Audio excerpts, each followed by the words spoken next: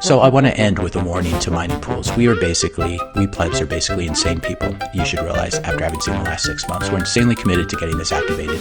We're not going to let up until BIP 110 gets activated. We're never going away until we get what we want.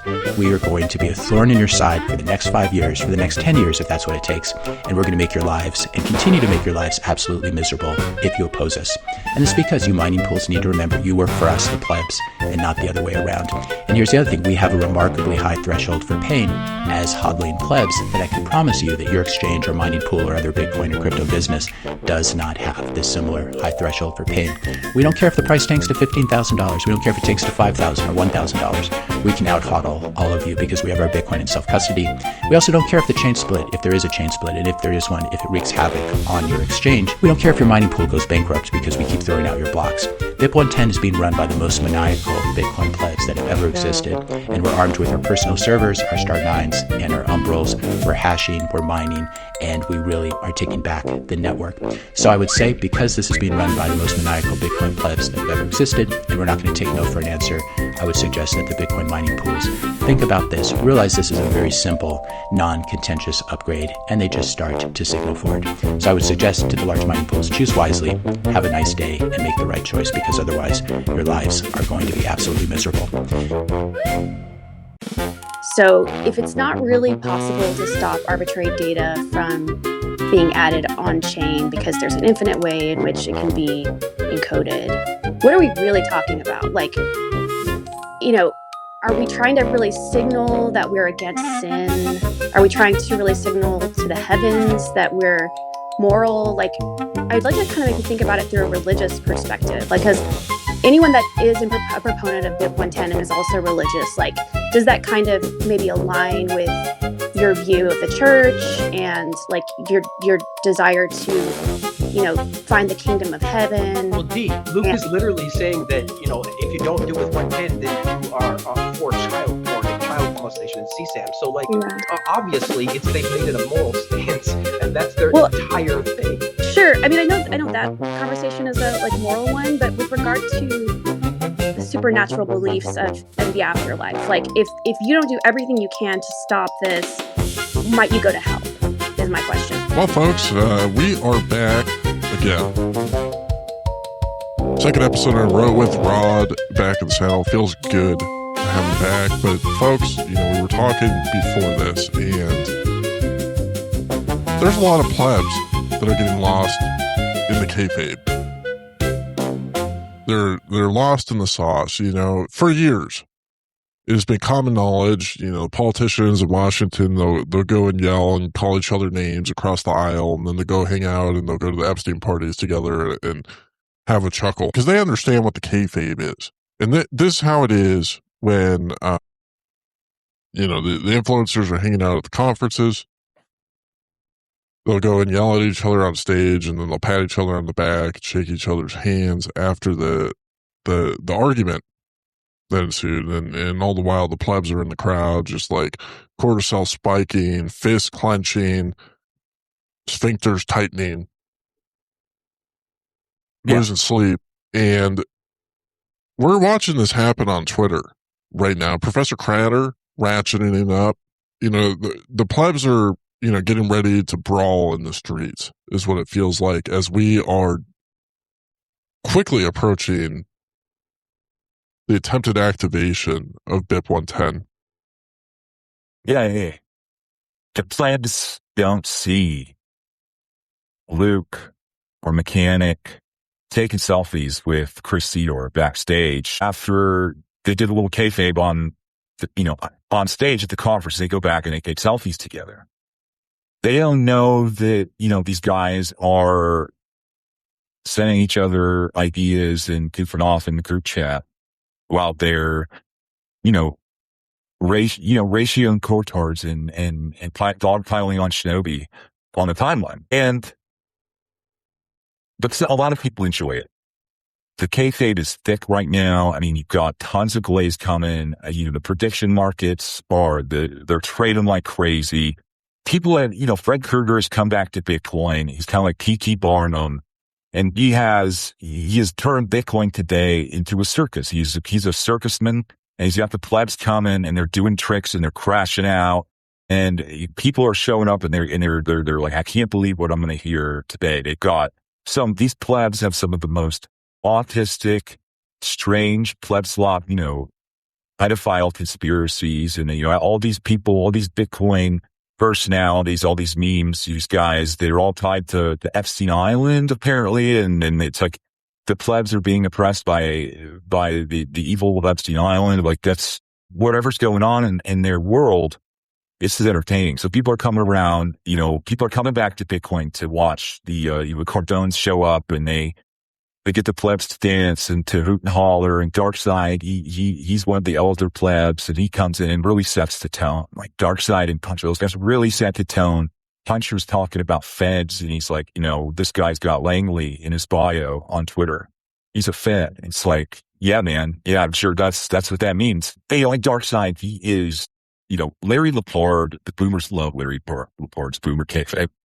But when they try to, the plebs we'll get into this in a second. The plebs are terrible at kayfabe, by the way. Terrible at kayfabe.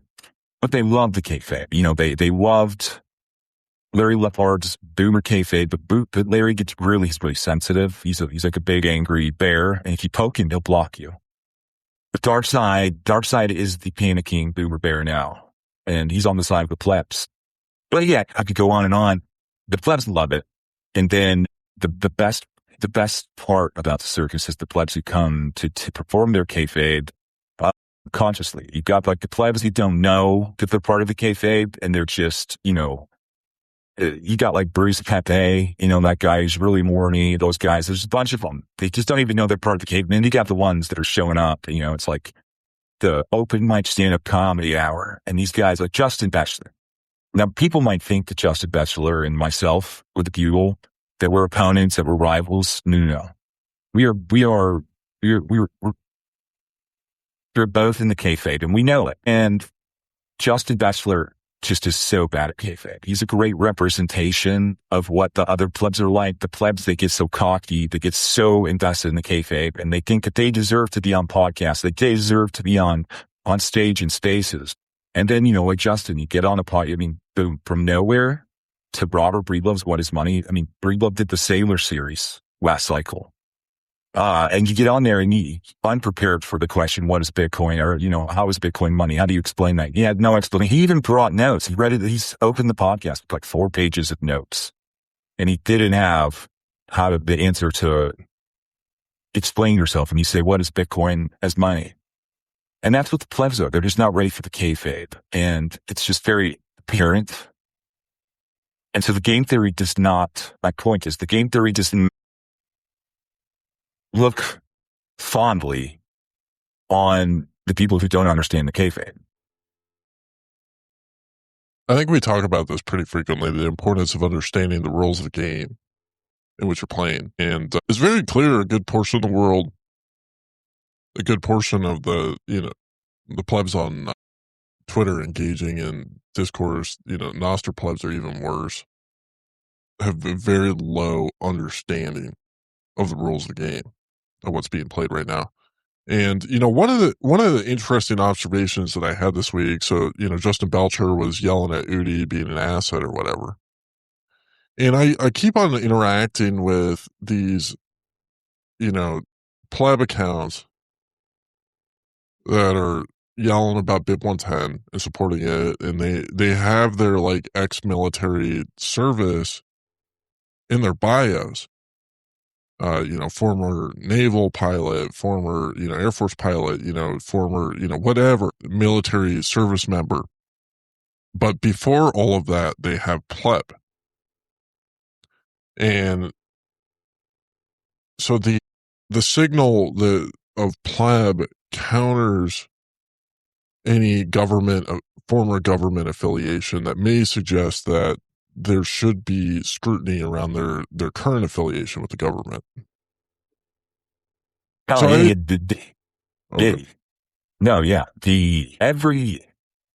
Every time somebody shows up and they want to hang out with the plebs, purity tests. So you have to start to navigate the pleb purity tests, and depending on the plebs, depending on the day, being a Fed is one of the easiest ways to fail a Pleb Slop purity test. Because coming in guns blazing, being honest about the fact that you're a Fed does not work. You have to file for an exception. You have to file for a Fed exception. You got to figure out the loophole for why you being a Fed is actually good for Bitcoin and bad is not bad, like why you're not malicious. If you don't have that, you're not going to make it. But it's like, immigration. It's like the immigration debate. Do you just let anybody in, or is there a legal way? If you want to be a Fed in Bitcoin, you've got to come the right way. You got to come humbly. A Fed must approach humbly. And guys like Puncher and Jeff Bodine, that's what they've done. And that's why they have the trust of the plebs. Well, and it's one of the things that makes a movement so easily infiltratable is Pleb Slop. Is because in virtue signaling, via purity test, because individuals don't actually have to be studied or read or understand the nuances of what's going on. Like if the expectation across the board is you listen to 40 hours of Bitcoin podcasts a week and you actually have an understanding of what you're talking about, a pleb Fed walking in, and spouting Pleb Slop, they're going to get sniffed out really easily. But now with the power of, understanding context via Grok and just the oversimplification of throwing up whatever your signal is, putting BIP 110 in your bio or, whatever the thing is, it has never been easier to infiltrate groups. And it's, part of it too is it's not even that this is a one-sided thing. You could stoke the debate on both sides because people are just getting so wound up and reacting to each other. And you look at the stuff that G Money's doing. Yeah, what you do is you leave yourself open to being captured by Fed kayfabe. If the Bitcoin, if anyone can be a pleb, anyone, then it debases the value of being a pleb. And it means that, because also anyone can be a Fabian. So now it's like, you don't know, am I underestimating this guy or overestimating him? And that's a really bad place, because underestimating another person on Twitter or the group chat or whatever can be just as dangerous as overestimating them, but just in different ways. And I think plebs, because it's too hard to find any value or signal in such a watered down culture. It's hard to know who the Fed is if, there's no, that plebs don't have a purity test for everything except for who they will accept glaze from. The only way that you can bypass the pleb purity test system is to glaze them, because plebs love to be glazed by wolves in sheep's clothing.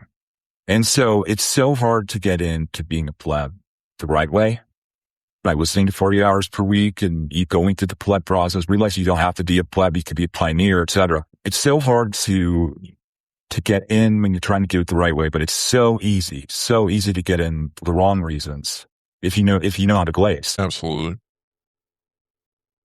So, I mean, I sometimes, I'll see these responses from people time to time. It's probably mostly ungovernable misfits listeners, and they're talking about, why are you guys engaging in the kayfabe stuff when the samurai devs are in prison? And, I start to think, it's just like, who's in a worse off situation? If you read Keon Rodriguez's letters, he's having a hard time in prison. Prison's no easy spot to be. But I wonder, who's experiencing more psychological damage right now? Somebody that's attending Bitcoin University and listening to all of Pleb Cruz's talks and taking them seriously, or Kiana Rodriguez? Whose marriage is suffering more? Whose life is spiraling out of control more? Is the guy in prison, or is it the guy in Pleb Slop prison? Yeah, nobody wants to be in Pleb Slop prison. But think about this. Like, think about the average pleb who has built a wall around themselves of their own making, and they put themselves in Pleb Slop prison, and they are, terrified that Fabians are going to poop on their nose. They're terrified that if they encounter somebody who knows how to code, that they're going to get their nodes raped. It's just a terrifying, miserable existence. And there's no concern that they will express that is too insignificant. Like, if you try to dismiss any of it, they've got a million complaints. This is all Core's fault. This is this. And no matter what you acknowledge, no matter how much you listen to them, you can never, you're never taking it too seriously enough.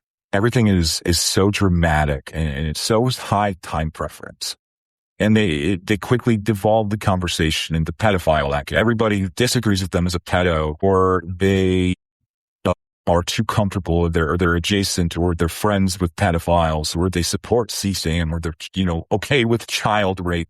And this has been a very common critique from people who would otherwise, sympathize with some of their concerns. And it seems to keep backfiring, but they keep going to it because they have no self-control, or they've got no self-awareness to not get crazy spun up and go this far. Again, some of this is kayfabe. Some of these people, listen, Elon Musk came around, he made free speech on Twitter, on X. So you can, just call people slurs or call them pedophiles. Like, that's the thing to do online. Like, that's the meme. Like, that's how you do well in the algorithm. Some people are just there goofing off. They don't take this very seriously. But some people are putting risk. They're gambling their reputations. If BIP 110 succeeds, then whatever the ends justify the means. Whoever they had to accuse of being a pedophile, whoever they had to, however they had to humiliate themselves in public, it was worth it because they saved Bitcoin.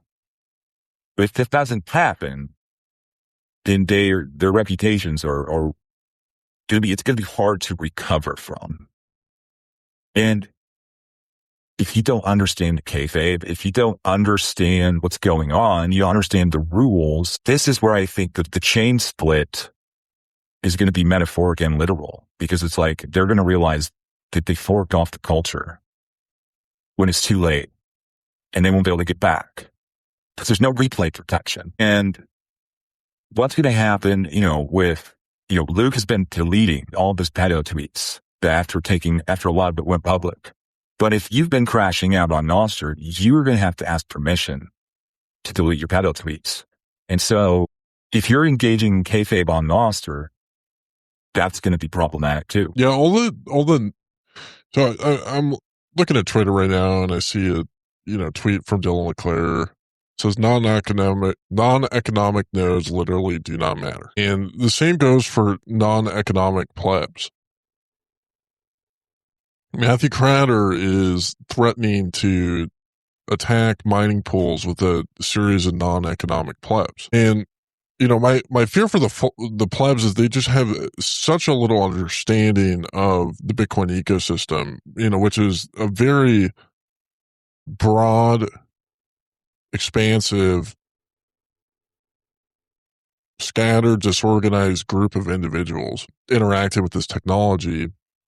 Many of them have never had a Twitter account in their entire lives. Many of them have no understanding of what the discourse happening is right now. Matthew Cratter is, miseducating the plebs, telling them that the plebs are the mining pool's customers, that, the mining pools work for the plebs, and the plebs are not giving a single ounce of business to the mining pools. Maybe they're running a petahash from Brains pool or whatever for, a very minimal amount of time, whatever. But, when you're a non-economic player and you're attacking all of the economic players, it's not a persuasive way to accomplish whatever your goal is. And you're burning your bridges with these people that control this social ecosystem. And it doesn't really present a bright future of you having any sort of influence or accomplishing anything in the future. The analogy of Chicken Little it's very apt for a lot of the plebs, especially right now, but it's such an old, people have heard that analogy so many times to so many things. Chicken Little, the sky is falling. It's one of those Bible stories, or like, it's one of those like cultural memes that gets ingrained to everybody at such a young age that it kind of loses its value, to be, when you use it for comparisons. But it is, think of it as like a little pleb who is crying constantly that the Fabians are pooping. The Fabians are pooping, and people are spun up in a panic because they think the Fabians are coming to poop on their nodes, and they'll have poop on their nodes and they won't be able to use them, especially if they're in the global south, and they won't have access to sovereignty and freedom. They think that the Fabians are coming to poop on their nodes and to take away their access to sovereignty and freedom. But if you're alarmist at this constant need for everything to be an emergency, and for it to be high time preference, and for trade-offs that are just atypical to how an open source project, right? How, they say Bitcoin is money. The trade-offs that they're willing to make in such haste does not betray a belief that their actions don't line up with their words. They are willing to take way too much risk with the most important money, apparently, of all time. It's a hysteria. It's a mass formation psychosis, it seems like. Well, on the grounds of other kayfabe, it seems like things in the political sphere have been relatively quiet leading into the midterms. A lot of people are predicting it. I don't know. Maybe you got Graham Plattner in Maine that is changing the dynamics of the U.S. Senate race, but then Lindsey Graham, we found out he's dead this morning, and it looks like we thought Mitch McConnell was dead, but it looks like they've got proof of life. They have found, I think they were having a hard time finding a body double for Mitch McConnell, but they finally found a body double for Mitch McConnell, so they're going to be able to keep the Republicans in the Senate. Basically, the conspiracy, by the way, was that they were not going to announce McConnell was alive, because if they did, then the governor would have to put Thomas Massey in his place to run for his Senate position. But we can come to that at a different time. And then we're back at war with Iran, and Israel is sending Trump intel. He's sharing intel that if Trump basically Iranians are going to assassinate him. So they want, kind of a soft, passive aggressive threat to Trump to kind of re-exert their presence during White Boy Summer. This and Lindsey Graham's a big L for BB, you have to admit. It's been pretty crazy in politics, I think. I was anticipating that it was going to be a lot crazier, that there was going to be a lot of violence in the streets this summer, because it just seemed like it was all lining up. I mean, I don't know if it was like USAID funding really disrupted so much. Maybe that's what it is. But I keep listening to, and this is I knew this before, but if you listen to Tim Dillon recently, his episode from this weekend, the violence is in the streets this summer. Right now, it's just this year. It is not like the No King. We thought it's not the No King's Crown. It's not Antifa versus the Proud Boys. It's not the Patriot Front versus whatever. It's not even ICE versus the whatever. It's youths. It's these, what they're calling flash mobs. And it's like Southern California, Chicago downtown frequently has these. And all over, it is young people, mostly teenagers, getting in these huge crowds, and it ended up getting violent. People getting the shit beat out of them. They're like looting stores. There's always videos like the cops, like Tim Dillon talks about, the cops show up in horses. Next thing you know, there's a video of 14-year-olds beating the shit out of some fat lady cop. The cops look like they have no control. It's happening everywhere. And the only reason for any of this to exist is because there's just a bunch of broccoli haircuts with nothing to do. They're out of school for the summer. And essentially, they just want to go viral. Like these videos of them like crashing out, chimping out, downtown Chicago, stealing Nikes, beating up the cops, fighting, whatever. It was just going viral. And this is like in the streets all over the country. So it's not political violence. It's maybe something scarier. It's just the violence of boredom and like having kids have no jobs. They don't have Trump accounts yet. They didn't to get their stock from SpaceX. Like they don't even have meme coins. They were issued meme coins and then they graduated or getting ready to graduate high school. Their meme coins are worthless. And so they're just out in the streets just trying to go viral and get paid from Twitter and TikTok. It's much scarier than like, the race riot, like Black Lives Matter violence, in my opinion. I don't know. I just see that as the negative externality of GTA 6 continuing to get delayed. I'm seeing that stuff too. Like, they're going and they're, flash mobbing Scientology. Yeah. They're getting I think Nick Shirley's like not even allowed to go to California because if you put government corruption on TikTok in California, like you face like serious jail time. Now they did that because of Nick Shirley. Nick Shirley can't go to Disneyland anymore because of the California government. It was so pissed off it. So it's all kinds of shit. Yeah, it's I don't know. I guess I was bracing for a lot more intensity, and yeah, that type of stuff is concerning for sure. I'm not concerned. I wanted to not let our listeners go without realizing there actually is been a lot of news, a lot of announcements, a lot of situation that they have not been following if they've been enjoying White Claw summer. There's a lot going on out there, but there is no flash mobs of cheats and crazy youths fighting and beating up cops at Camp Nakamoto or like Big Satoshi. So you don't have to stress about it. Yeah, I just anticipated it to be a lot crazier than it has been. I mean, it's I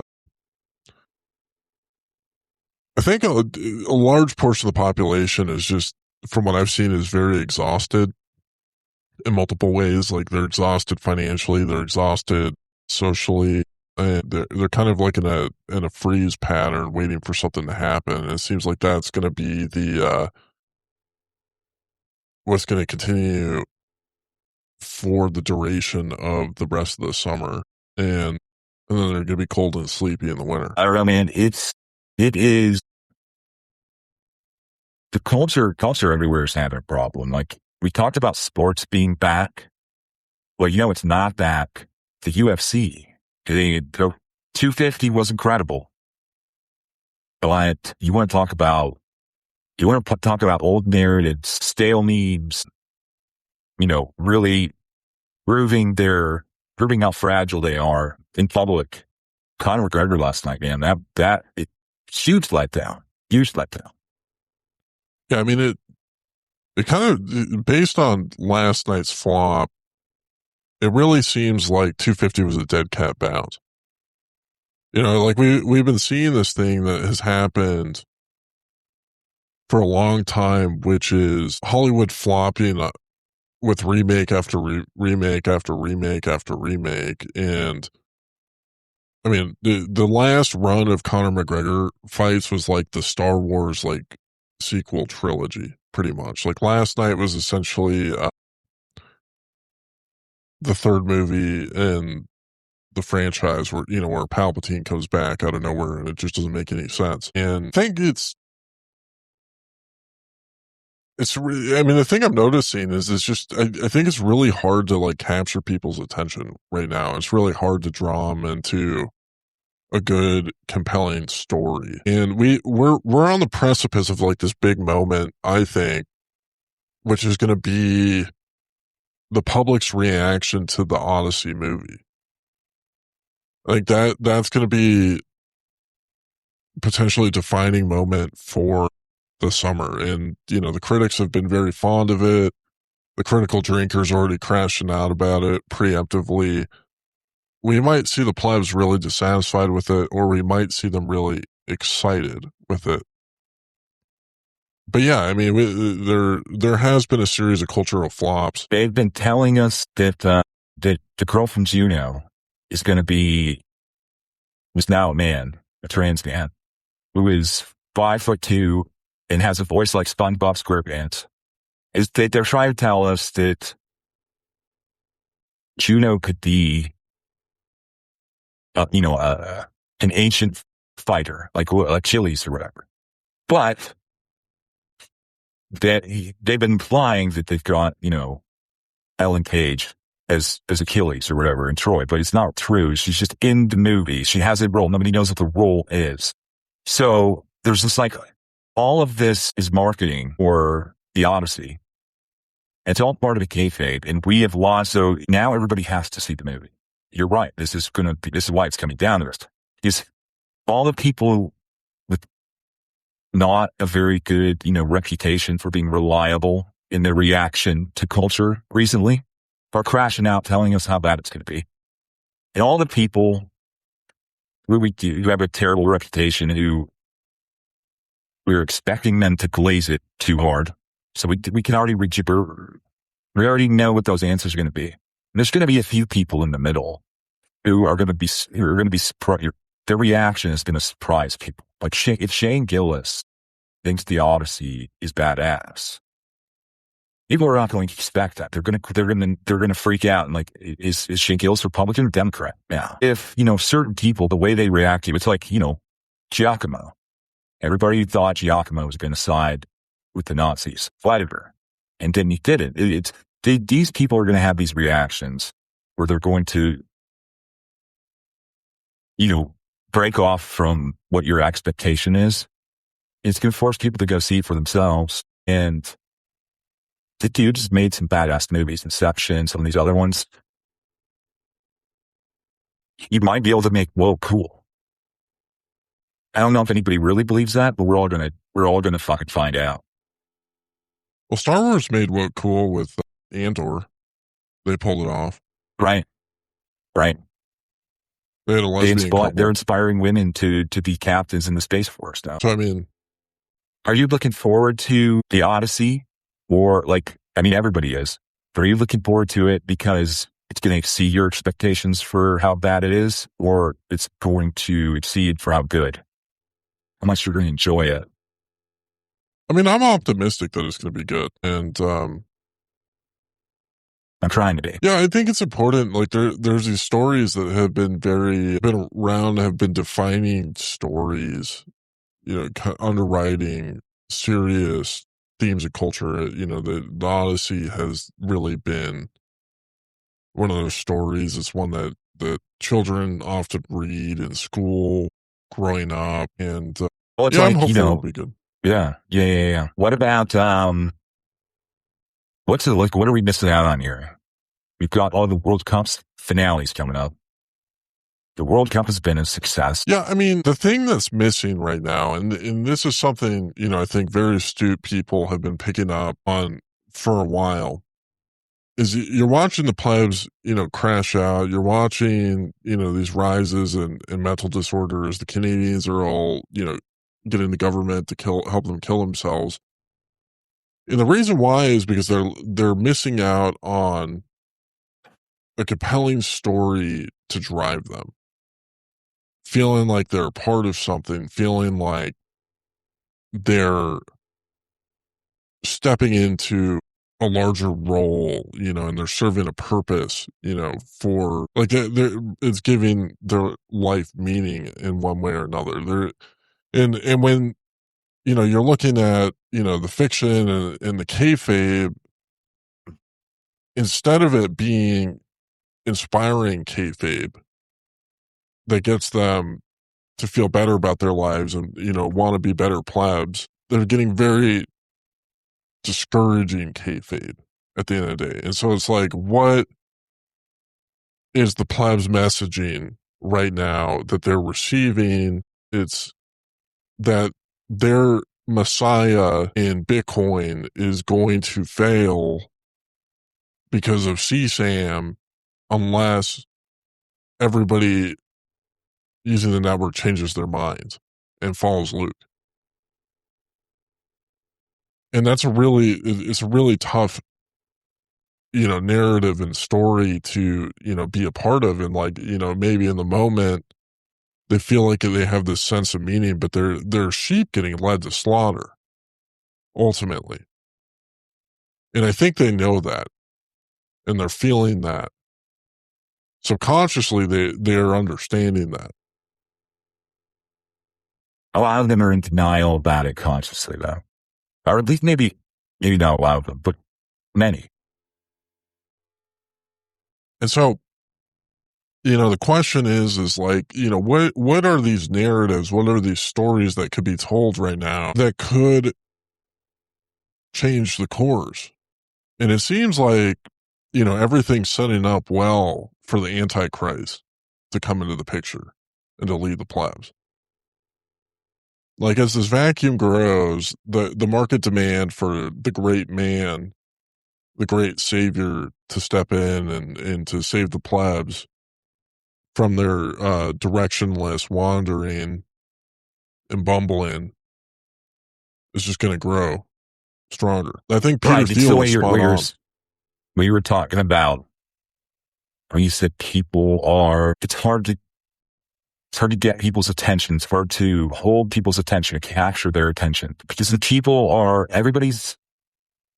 really looking is for somebody who has a believable, legitimate, reasonable vision for the future and how it's going to work out and what's going to be accomplished and what's going to play out. And in 2024, like Donald Trump, whatever you think of his performance and how bad it is since then, he convinced a lot of people, more than half the country, that he had some sort of vision for the future that made sense. No idea how we're going to get there. No idea how realistic it was, but it made sense. And that was at least somebody was making sense. And they're looking for that again. They're looking for somebody who makes sense. But more importantly, Donald Trump won because people thought he could win. And even if what you're saying to them makes sense, if you don't have a winning strategy, if they don't believe that going along with you is going to be beneficial to them, it's going to be hard to keep their attention. So it really is like whoever comes along and has a believable comment and who has a kind of track record of success. And right now, the only person is Fred Krueger. But Fred is manipulating that, and he's creating a pleb slop circus. He's exploiting people. He's getting them spun up, him and Jack Cruz and others, getting people spun up so that they'll say something crazy, that they will say something that captures people's attention that's outlandish. Surely nobody would say that on a public platform if they weren't legitimately serious and had lots of evidence and whatever that they could back it up. And they need the plebs need a pleb slot populace, like a tyrant dictator who is benevolent, who wants the best for them. They can't be having these high time preference grifters like Fred Krueger as their leader, Well, I think there's a different tactic and way to go about this is, what needs to happen, and this could be a tactic that is used that's very effective, and I don't know if this has been employed before, but, you have somebody who has a rise, right? we've seen this rise. We watched the rise of Dylan LeClaire. We watched the rise of Will Clemente. We've watched the rise of, Natalie Brunel, Timothy Isabella, Timothy Comfield. All these individuals have these rises, right? And what we need to do, we watched the rise of Michael Saylor, and now it looks like he's on his fall, is like in our ecosystem, what we could do is we have these individuals that have these meteoric rises, and then we have them fake their deaths. So then they become martyrs in one way or another. And then you can, it's like in Batman, The Dark Knight, when they're talking about Harvey Dent, you either live long enough to watch yourself become the villain or you die a hero. I think we take advantage of that, essentially, where because it's like one of the wonderful things of the internet is, you can just have them, create a whole new account and start over again.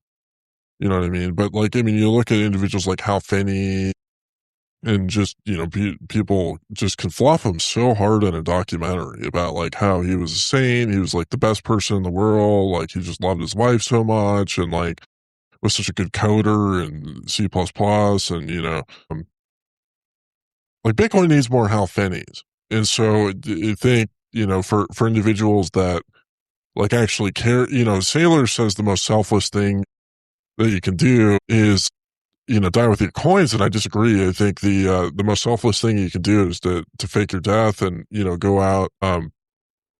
Yourself the past few. Yeah. Did this. He bears out, faked his own death right before the 2020 bull run. He saw what was coming. He saw how COVID was going to be he's like, oh my God, this is going to bring in Bitcoin into the limelight. There's going to be plebs, podcasts, everything. I got to fake my own death on a boat accident, surfing accident. Craig Wright, or not Craig Wright, the guy that was essentially the whole lawsuit around Craig Wright against Ira, his brother. Basically, they worked on Bitcoin together. He was one of the early cypherpunks. He faked his death. A lot of people have done it. And it creates like it cements you into the lore. You need to cement yourself into the lore right now. Yeah, I mean, it's a great opportunity where you essentially secure your status of sainthood. And you get to watch it play out from the shadows. I mean, Jeffrey Epstein did it. He's playing Minecraft right now, just, giggling after everybody's like banging on the halls of Congress demanding to see the files. I mean, if you ask a Jewish person, they would say Jesus did that. Jesus did it? Yeah. Do you think Jesus faked his death? Well, I see that. Not fake it, but I see the point where it's like, if you're immortal, you're kind of just, it's like playing illusions on the plebs. Like, where you're saying, oh, I died and rose again, but it's, you're immortal. Do you really die in the first place? It's just a bit. I mean, that's the thing with storytelling is like anybody telling like a great story essentially is, repackaging the story of Jesus, this battle of good and evil and, a savior sacrificing themselves for the plebs in one way or another. That's the structure of like most good stories. Right. It's derivative, but it's derivative, and people, it's also anybody can do it. So you don't really have a moat around it. It's very easy for another pleb to come along and become the Pleb Slop Messiah. Anybody can become the Pleb Slop Messiah if they can just create a better derivative story without, basically ripping off Jesus. Yeah, I mean, it's really like the job of like podcasters and, anybody working in media to create the story. I mean, look what happened with George Floyd. George Floyd became the Pleb Slop Messiah for a while. And like he's like one of the least impressive individuals that you could put in that situation. He pulled it off. Or they pulled it off with him. He didn't even want to. I mean, Justin, like I said the other day, Justin Bachelor is becoming a main character. And, if you listen to him on Spaces or on podcasts, it's like he has no business at this level of kayfabe. We deserve better kayfabe, honestly. If I'm being quite honest with you, we deserve better kayfabe. I think he's just distracted by the 7 women in his car. They used to drive around. I mean, people, before you judge Justin, think about how much glaze 7 women require. Yeah. He's got to provide 7 women glaze. It's fucking exhausting. This is just why I've never really understood polygamy. I could barely glaze my wife enough, Yeah. It's a lot of work.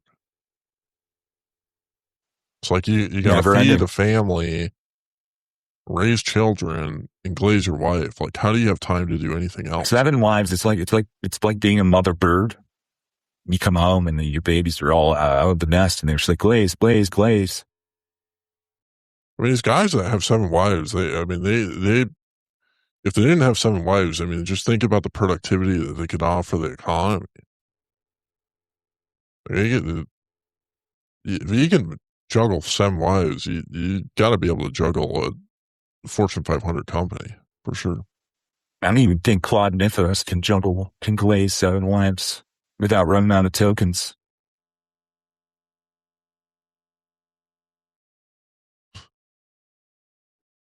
It's a lot of tokens.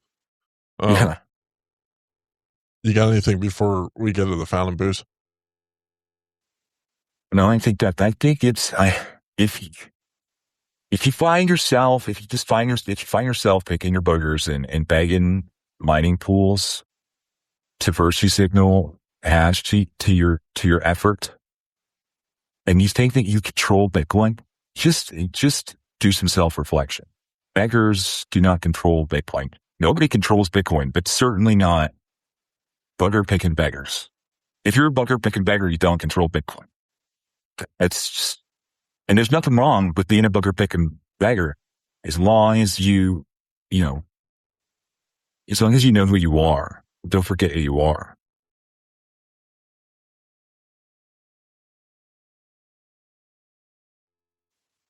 Do you know any bugger picking beggars? Bugger picking beggars? Yeah. I do. I know 1 or 2.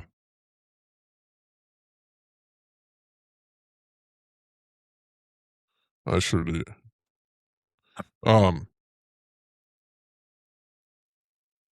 First boost from Orange Bar 5000 sats says, sound the horn. A brand new episode of the Bugle just dropped. Tap the link below to listen it.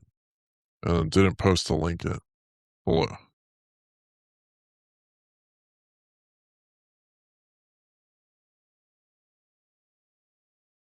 Oh, they posted in a comment on Noster.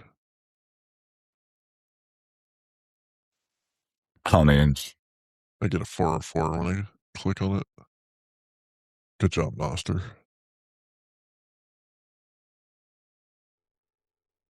Thank you, Orange Martin. It's been great having you. Orange Martin's no bugger making beggars. That's for sure. No, it's a cool proof of work situation.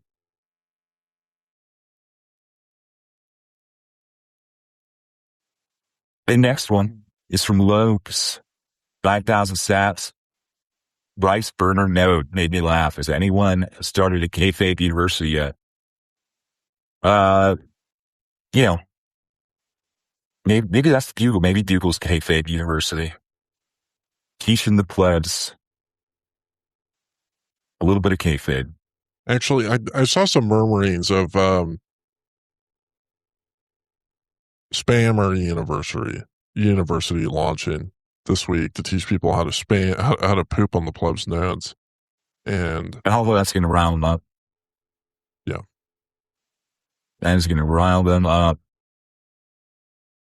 So I think that would be constituted as kayfabe university for sure. The Bitcoin podcast 696 asks excellent analysis by Bugle News, Rod Palmer, Richard Greaser. Well, thank you, Walker, for that.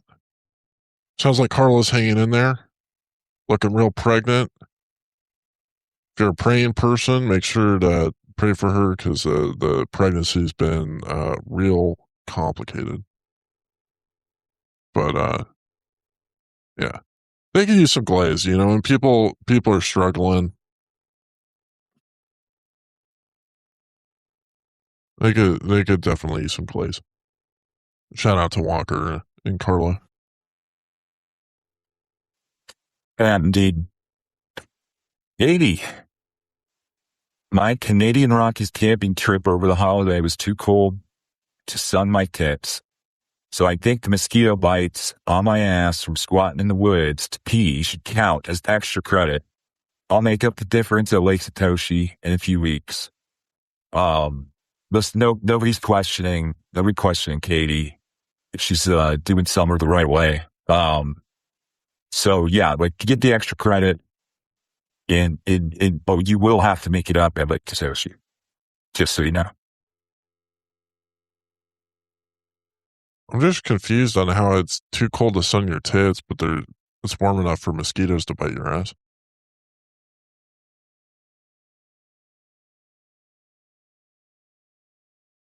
Maybe it gets hot in the day and cold at night and the mosquitoes are still out at night. I don't know. There you go.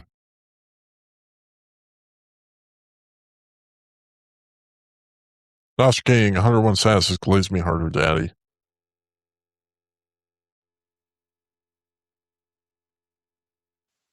Always.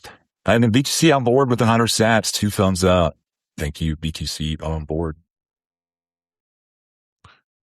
We keep on missing late stage hodls boost because it keeps on posting them after the buzzer. But I appreciate you, late stage. I messaged him this week about it. But anyways, thank you guys to our subscribers: Dave, Jolly Roger, Jason C, used to read a lot, Lahav, Shadrack, BTC on board, Boomer, Sasha, Fundamental, Sean, Open Mic, Avi. Appreciate you guys. All these guys are working on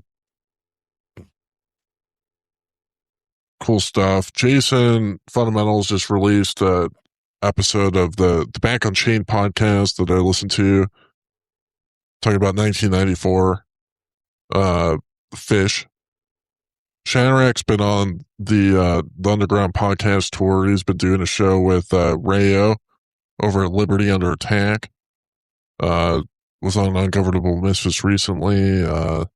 Sasha's doing her Sunset Circuit thing. You know, Fundamentals he's got what is he up to? 17 podcasts now that he's got going simultaneously. Oh yeah, Fundamentals is he's got as many podcasts as Justin Bachelor's got girlfriends apparently.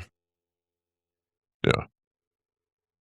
Been seeing Open Mic pretty active in the group chats. He's been organizing a bunch of different events going on. It seems like one of the next big ones is a Value for Value event happening in Chicago in September. That looks like a lot of fun. Value for Value Chicago. And then Avi Burra doing his thing with Pleb Chain Radio and the Finding Home series. I'm not sure if he's done a new episode of that recently, but yeah, thank you guys for subscribing to the show. Oh, and Boomer's been posting a bunch of thirst trap pictures. If you're an older, unmarried, single, ready to mingle, attractive, fit lady that loves 40 hours per week, loves Pleb Slop, and is looking for a Pleb Slop enjoying, peptide taking, thirst trap posting Canadian man, hit up Boomer. He's ready to mingle. Yeah, anyways, thank you folks for tuning in to this edition of the Bugle Weekly, and we will catch you again next week. Enough is enough. I'm about to go scorched earth. Yeah.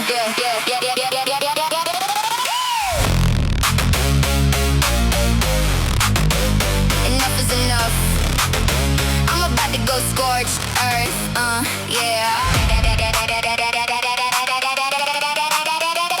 Bunch of plebs clearly could be unrepaired. Brains deep fried, slop completely unaware. Acting high and mighty, flashing trinkets, needing a reality check. So I'm gonna bring it, start 9-0. But your wife has a boyfriend, got your marching orders following the new trend. Devs are having sex, gotta stop them. Drunk on glaze, the plebs Pope got them. Bitcoin's money, but refusing to use it. Conviction in your handle, but your wallet never proves it. Mugging devs, cause the funny talker told you. Making a scene when someone with the brain scolds you.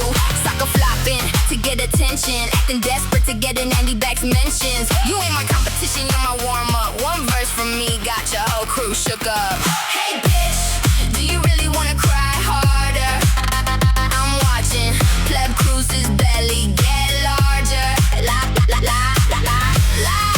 Posting your crash outs. Bitch, it's time for me to take the trash out. Just indulge, you can't stop giving mechanics wife glaze. Crashed out so hard he started writing pleb slop essays. Things running the note is like curing cancer. When asked what is money, doesn't know the answer. Toma bragging about how he's so humble, trying to philosophize, but all I hear is old man's grumbles. Y'all wanna frame it like this teams and push everyone into corners. Divide and conquer, pick a side, follow the performers. Prices crashing and y'all flooding harder than Nick Carter. So fucking retarded that even now you lost Parker. Run around with PhDs and imaginary problems. $790 to become overweight. Cloud goblins assign her goals firmware, never got an update. He's glitching out, brain buffering every debate. Canute thinks he's a hero taking down the villains, but he built his whole brand on borrowed opinions. Hey bitch, do you really wanna cry harder? I'm watching Pleb Cruise's belly get larger. La la la la la la la la. Posting your crash out. Bitch, it's time for me to take the trash out. Trying to join the revolution, but just being cannon fodder. Holla not acting tough, but it's just a cock cobbler. Issuing purity tests faster than lightning. Everyone looks guilty when you're the one indicted. Mechanic thinks he's the final boss of decentralization, claiming Luke's here to save us with Dorsey compensation. Ocean full of tears, pleb salty about the price. Any criticism gets a block, won't allow it twice. Trying to lead a movement that looks like Spirit Airlines. Hasn't been to the gym in a decade, but monitors all his replies. Sea lions barking harder than Chris Guido while they thought Oma's vibe coding from his casita. It would be kinda sad if it wasn't so funny. They think they are making a statement by saying Bitcoin is money. Refreshing your notifications every 30 seconds, chasing engagement to become a slop legend. Hey bitch, do you really wanna cry harder? I'm watching Pleb Cruise's belly get larger. Live posting your crash out. Bitch, it's time for me to take the trash out.